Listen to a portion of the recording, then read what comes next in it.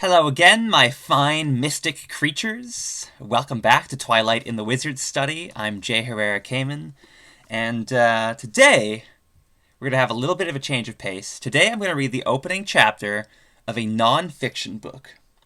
This is The Devil in the White City by Erik Larson. So this book is a piece of historical nonfiction, which is not usually my speed, but I do have a few books of this nature that are really close to my heart. And this book is one of them. This book details a singular moment in American history, a moment in which American society was in transformation. It was in metamorphosis. And within that metamorphosis, this darkness was allowed to creep in at the edges.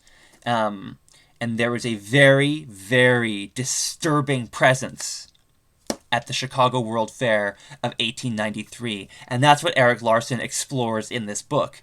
So without further ado, let's take a look at the opening chapter of The Devil in the White City. And we're going to skip the prologue for today, just because the prologue is, would kind of be its own video.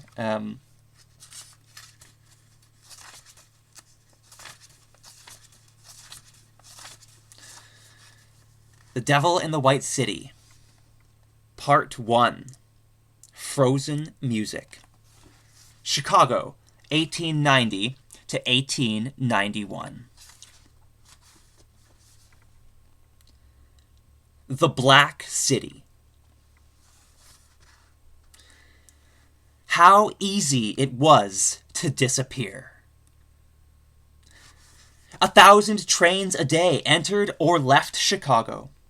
Many of these trains brought single young women who had never even seen a city, but now hoped to make one of the biggest and toughest their home.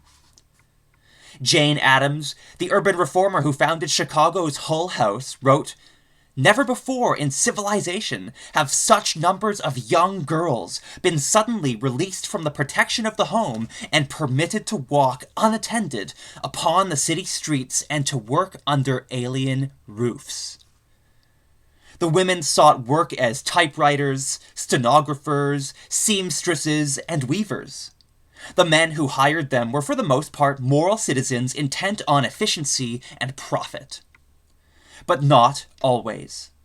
On March 30th, 1890, an officer of the First National Bank placed a warning in the Help Wanted section of the Chicago Tribune to inform female stenographers of our growing conviction that no thoroughly honorable businessman who is this side of dotage ever advertises for a lady stenographer who is a blonde, is good-looking, is quite alone in the city, or will transmit her photograph.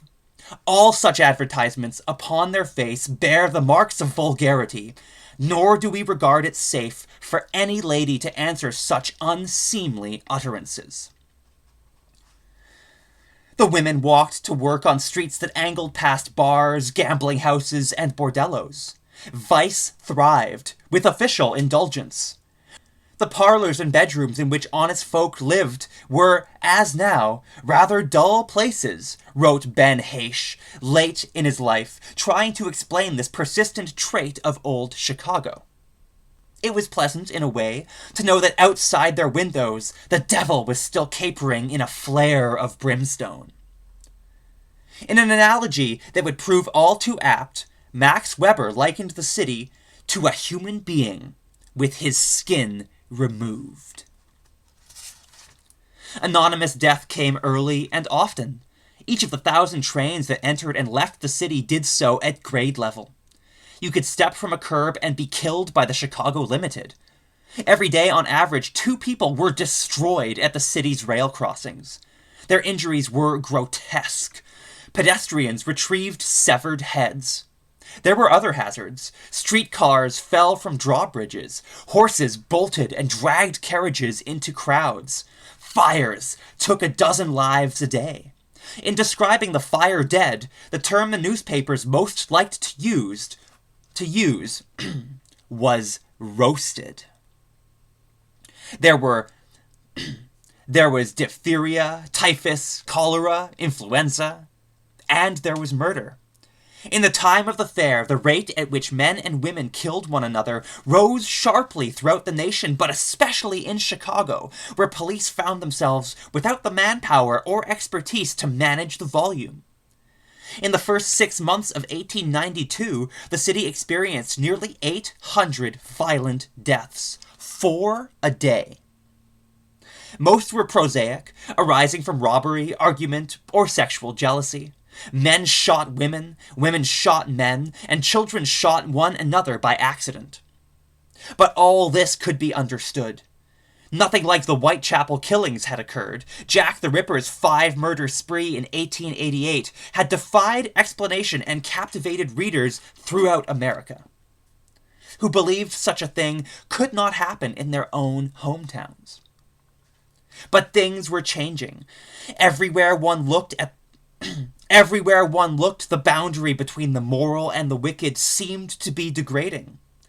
Elizabeth Cady Stanton argued in favor of divorce. Clarence Darrow advocated free love. A young woman named Borden killed her parents. And in Chicago, a young handsome doctor stepped from a train, his surgical valise in hand. He entered a world of clamor, smoke, and steam, refulgent with the sense of murdered cattle and pigs. He found it to his liking. The letters came later, from the Sigrans, Williamses, Smythes, and untold others, addressed to that strange, gloomy castle at 63rd and Wallace, pleading for the whereabouts of daughters and daughters' children. It was so easy to disappear, so easy to deny knowledge, so very easy, in the smoke and din, to mask that something dark had taken root. This was Chicago, on the eve of the greatest fair in history.